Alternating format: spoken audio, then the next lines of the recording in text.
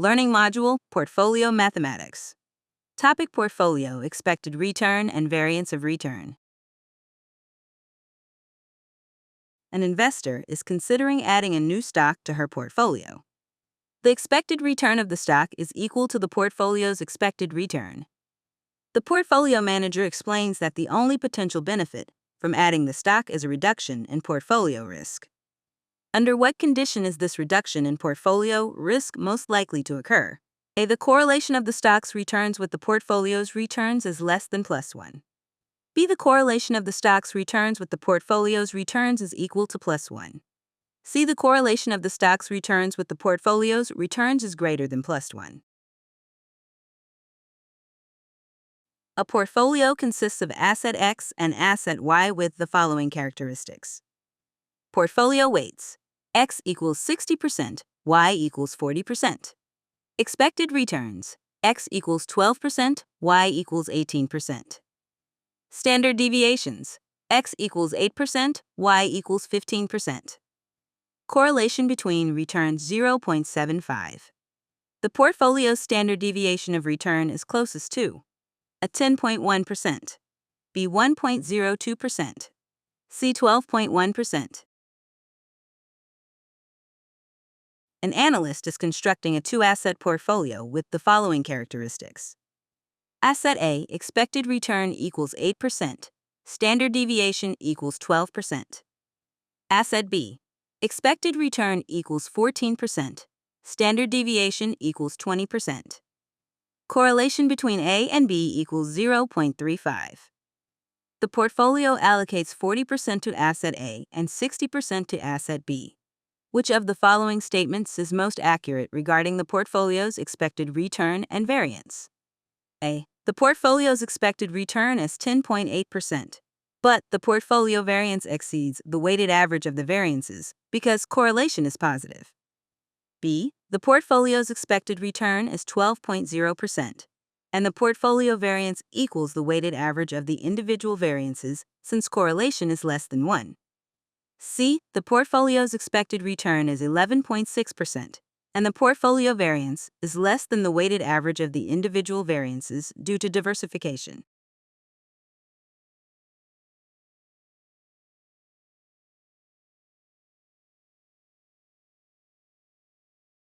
Diversification benefit occurs when correlation is less than +1.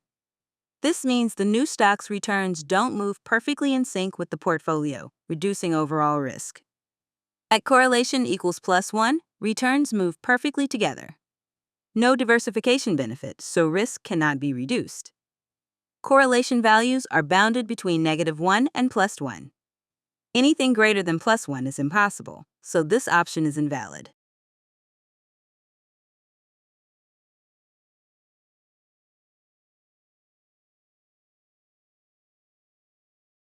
Use the covariance formula. This connects correlation with standard deviations to measure co-movement. Apply the portfolio variance formula. This shows how weights, variances, and covariance combine to determine portfolio risk. Take the square root of variance to get portfolio standard deviation. This final step translates the calculation into the risk measure asked in the question.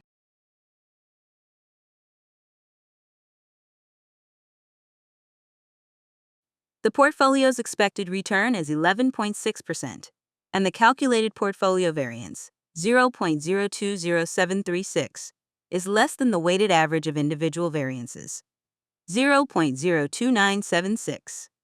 This shows the math behind diversification. Because correlation 0.35 is less than 1, the assets don't move perfectly together. This reduces portfolio risk below the weighted average of individual risks, confirming a diversification benefit.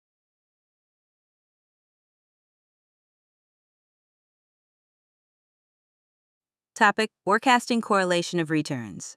Covariance given a joint probability function. Foreign index, RFI, and domestic index, RDI, returns with joint probabilities. RFI equals 22%, RDI equals 28% with probability 0.30. RFI equals 14%, RDI equals 20% with probability 0.40. RFI equals 8%, RDI equals 12% with probability 0.30. The covariance of returns on the foreign index and the domestic index is closest to 326. B40. C34. The joint probabilities of returns for securities X and Y are given below. Return on X equals 15%, return on Y equals 18% with probability 0.50. Return on X equals 15%, return on Y equals 12% with probability 0.10. Return on X equals 10%, return on Y equals 18% with probability 0.20. Return on X equals 10%, return on Y equals 12% with probability 0.20. The covariance of returns between securities X and Y is closest to E. 213. B. 2.4. C. 0.6. An analyst evaluates two securities, X and Y, using a joint probability model. State 1 probability 0.40. Rx equals 18%, Ry equals 22%. State 2 probability 0.35. Rx equals 10%, Ry equals 14%. State 3 probability 0.25. Rx equals negative 6%, Ry equals negative 4%. Which of the following statements is most accurate regarding the covariance and correlation between X and Y?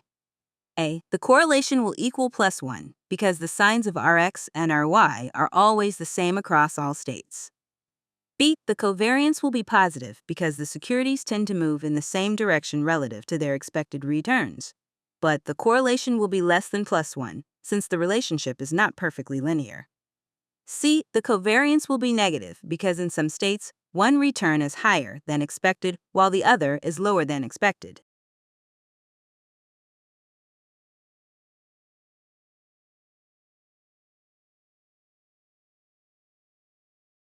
Expected returns must be calculated first. Expected return of domestic index equals 20%. Expected return of foreign index equals 14.6%. Then apply the covariance formula using joint probabilities. The correct computation gives 33.6 is almost equal to 34, which matches option C. Common mistakes include forgetting to subtract the means, leading to inflated values like 326, or mismatching probabilities with return pairs, leading to incorrect contributions like 40. These errors explain why A and B are wrong.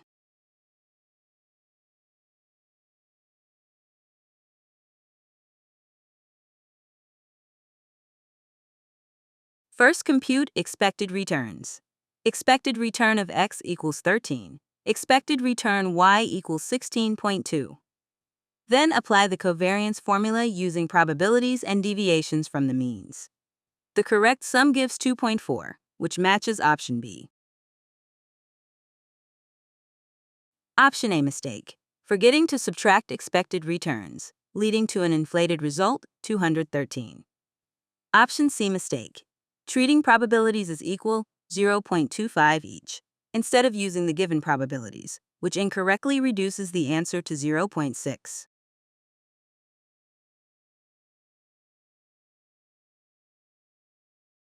Covariance shows whether returns move in the same direction, positive or opposite, negative. Correlation standardizes covariance between -1 and +1.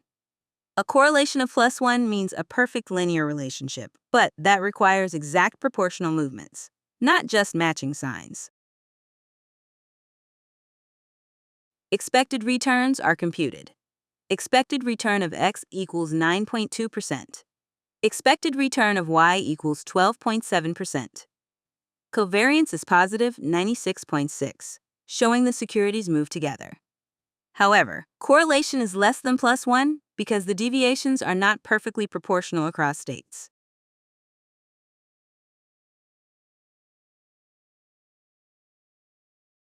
Topic: Portfolio risk measures, applications of the normal distribution.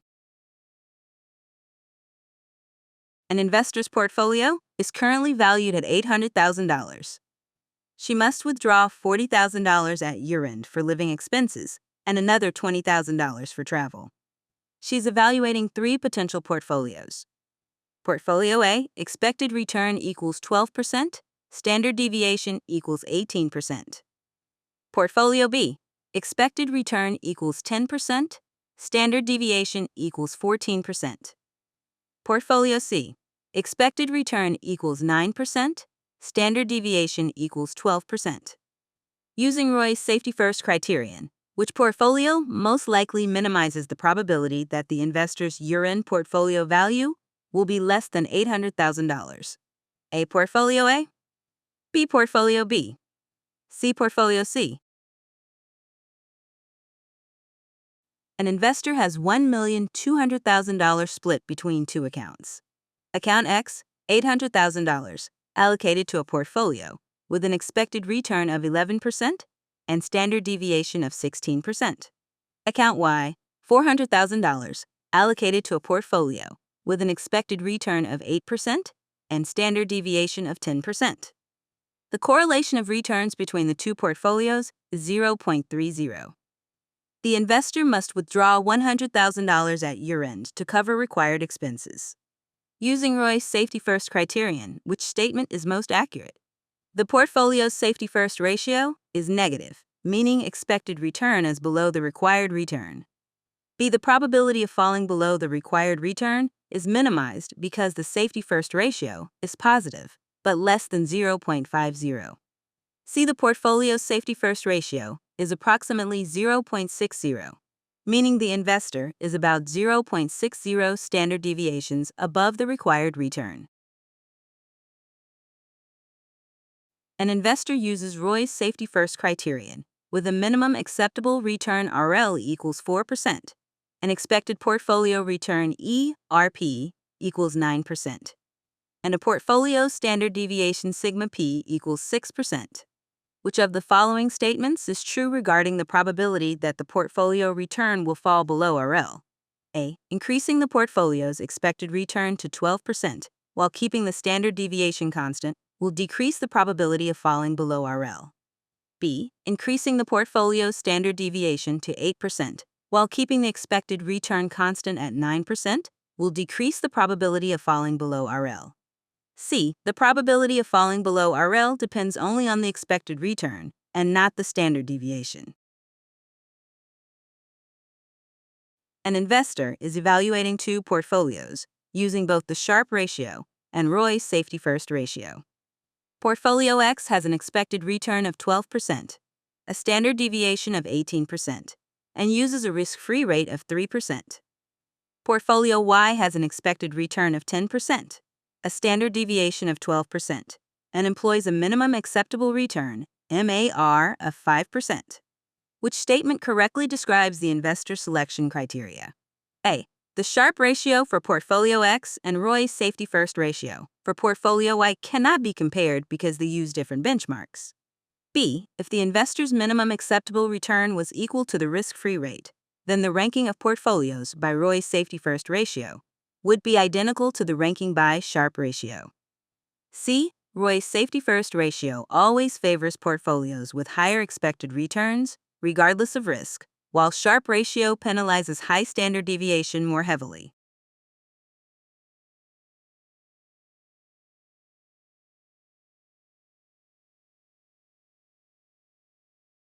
The required minimum return threshold is 7.5%.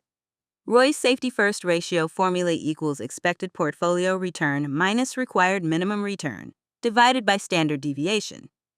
Calculating for each portfolio shows portfolio has the highest ratio, 0.25. The portfolio with the highest safety-first ratio minimizes the probability of falling below the required threshold.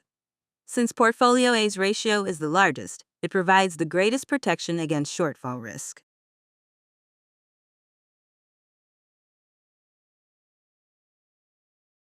The required minimum return, RL, is 8.33%. The combined portfolio's expected return is 10%, and its standard deviation is 12.08%. Applying Roy's safety first formula gives a ratio of 0.138, which is positive but less than 0.50. Option A is wrong because the safety first ratio is not negative. Expected return exceeds the required return. Option C is wrong because the ratio is nowhere near 0.60. The denominator, standard deviation, keeps it much smaller. Option B is correct because the ratio is positive but modest, meaning the probability of shortfall is minimized but not eliminated.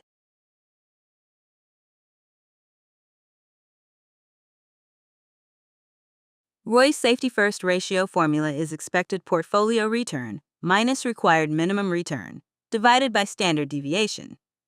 With expected portfolio return equals 9%, minimum acceptable return RL equals 4%, and portfolio standard deviation equals 6%.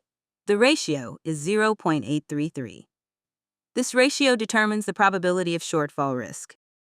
A higher safety first ratio means a lower probability of falling below the threshold. Increasing expected return to 12% raises the ratio to 1.333, which decreases the probability of shortfall. Increasing standard deviation would lower the ratio, and correlation is irrelevant here.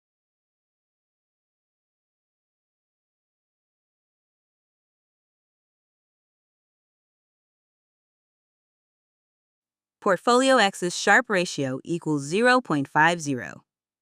Portfolio Y's Roy's safety first ratio equals 0.417. When the minimum acceptable return, RL, equals the risk-free rate, RF, the formulas for both ratios become identical, meaning rankings will match. Option A is wrong because even though benchmarks differ, both ratios are comparable as risk-adjusted measures. Option C is wrong because both ratios penalize risk equally. Standard deviation in denominator, Roy's safety first ratio, doesn't automatically favor higher expected returns. Option B is correct because when RL equals RF, the two ratios align perfectly.